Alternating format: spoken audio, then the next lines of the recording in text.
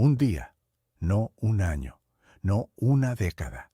Un solo día vivido de cierta manera y algo en ti cambia para siempre. Eso suena a promesa barata. Lo sé, el mundo está lleno de promesas baratas que visten con palabras grandes lo que adentro no tienen nada. Pero esta no es una de esas. Esta es una verdad que tiene 2000 años de antigüedad, que sobrevivió imperios, guerras, hambrunas y el paso de todo lo que el tiempo destruye, y que sigue en pie exactamente porque no es una promesa, es una instrucción. Una instrucción tan sencilla que cabe en un solo día, y tan poderosa que los hombres que la aplicaron levantaron fortunas desde la nada, mientras los que los rodeaban seguían esperando que la suerte les cambiara el rumbo. Esta es la historia de uno de esos hombres, y al final de este relato vas a entender por qué lo que parece milagro desde afuera siempre fue disciplina desde adentro, y por qué esa disciplina no es lo que crees que es. Se llamaba Secundino Garza. 56 años al momento en que esta historia empieza a tener sentido, aunque él llevaba construyéndola desde mucho antes sin saber que la estaba construyendo.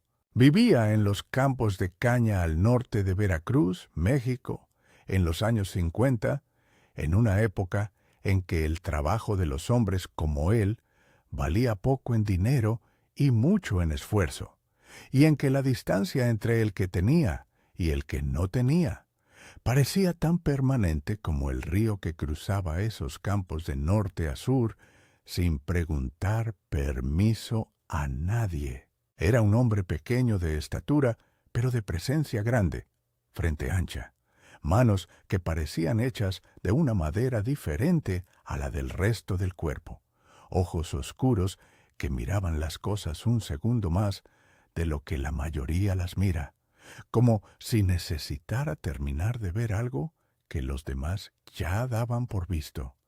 Había trabajado la caña desde los 12 años, 20 años cortando, cargando, quemando, volviendo a cortar. 20 años de machete y sol y espalda arqueada, y el olor dulce y pesado de la caña recién cortada, mezclado con el sudor de todos los cuerpos que hacían lo mismo alrededor de él. No era el más fuerte de la cuadrilla, tampoco el más rápido, pero había algo en Secundino que los que lo conocían notaban sin poder nombrarlo bien. Una forma de moverse por el mundo que no encajaba del todo con el lugar donde estaba, como si una parte de él estuviera siempre en otro lado, calculando algo, esperando algo, preparando algo que todavía no tenía forma, pero que él ya podía ver con una claridad que nadie más compartía. Su mujer se llamaba Felicitas, 38 años, 4 hijos, una mujer que había aprendido a leer el clima de la casa con la precisión de quien vive de eso, que sabía cuándo Secundino estaba pensando por la manera en que tomaba el café, que sabía cuando algo le preocupaba por la forma en que se sentaba a la mesa, y que lo había visto durante 20 años hacer algo que ella nunca había visto hacer a ningún otro hombre del campo.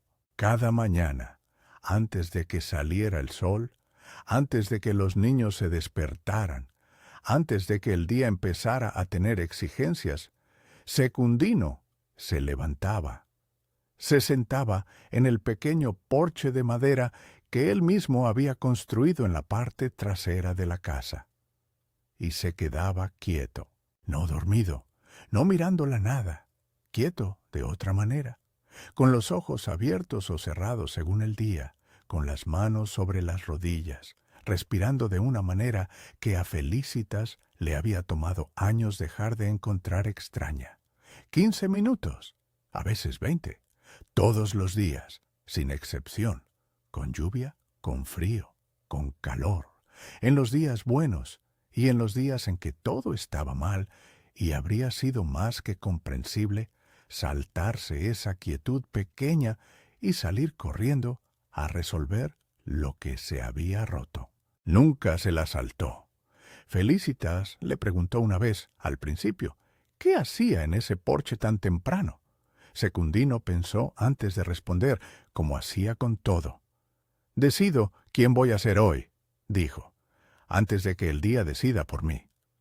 Ella no entendió del todo en ese momento, pero lo guardó. Las mujeres como Felicitas guardan las cosas que no entienden todavía porque saben, por alguna razón que no viene de la razón, que algún día las van a necesitar. La disciplina de Secundino no empezaba ni terminaba en el porche. El porche era solo la puerta.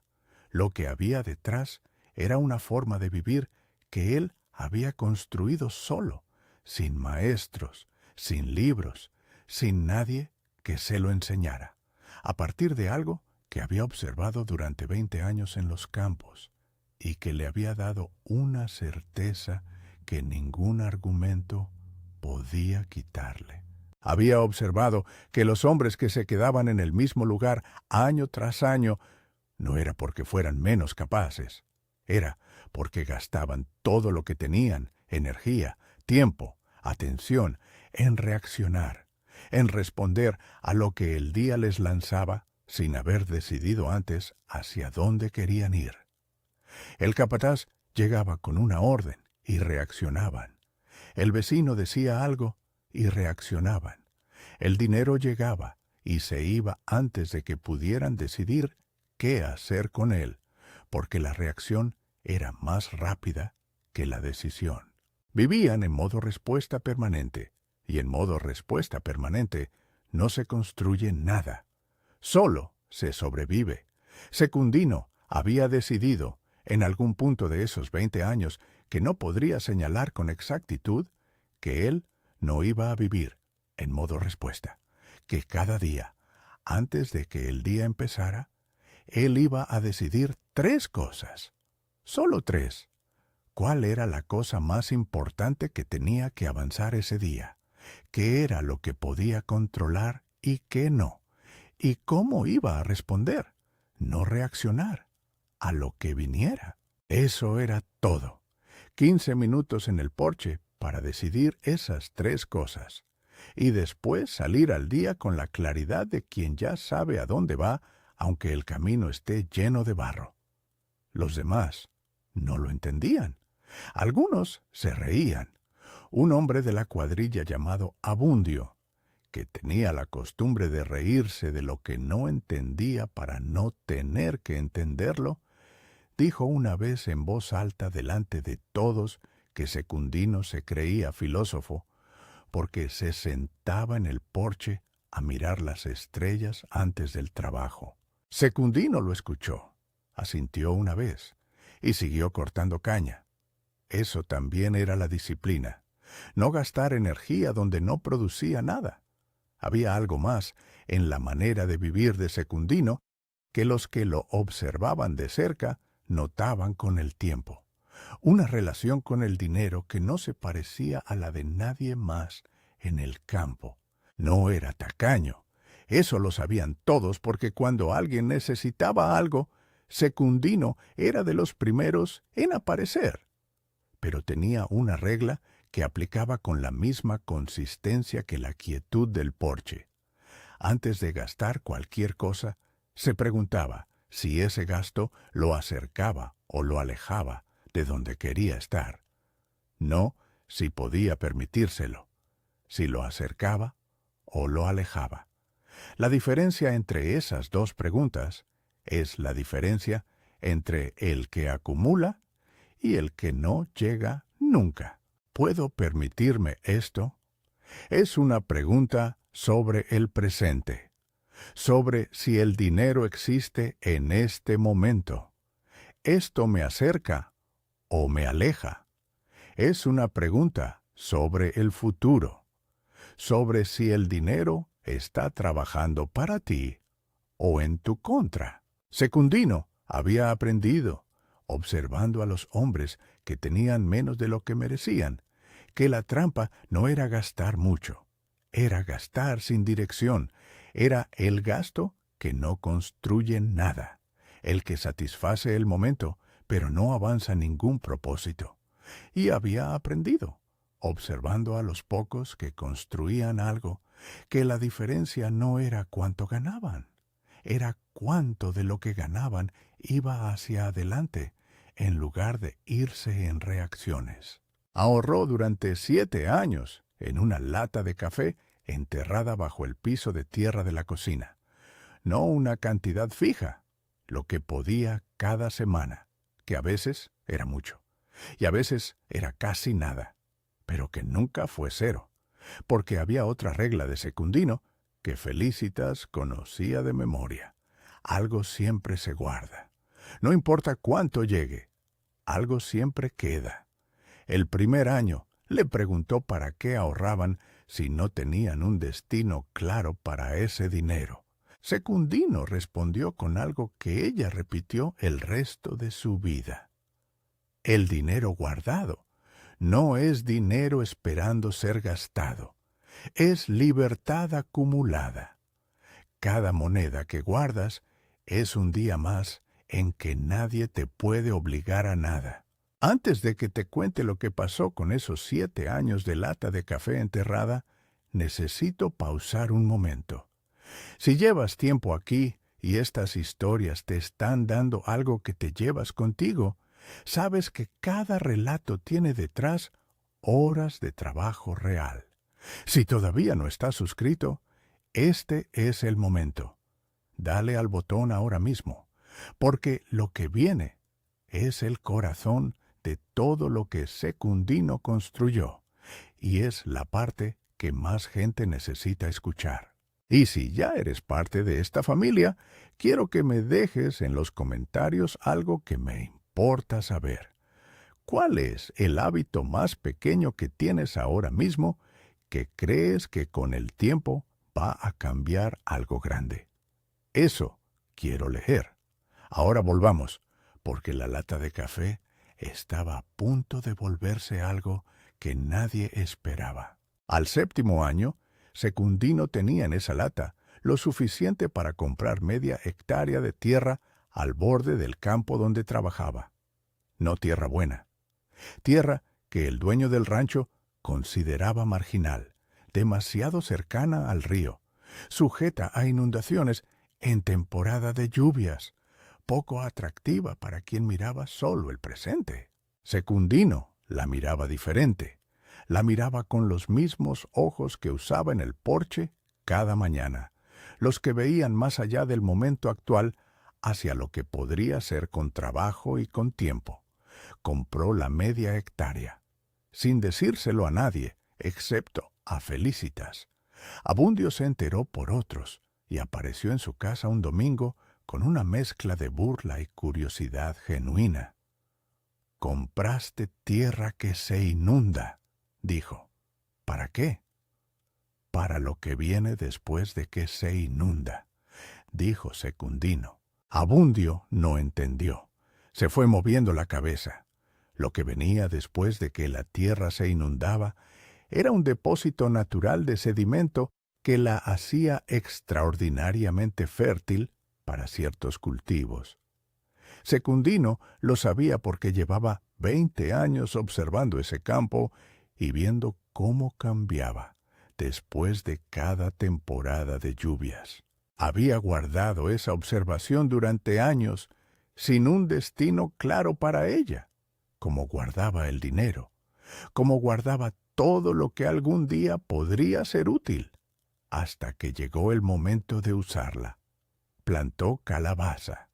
3 temporadas seguidas de calabaza que vendió en el mercado de Veracruz a un precio que nadie del campo conseguía porque la tierra inundada producía un fruto de tamaño y dulzura que los compradores del mercado preferían sobre cualquier otro.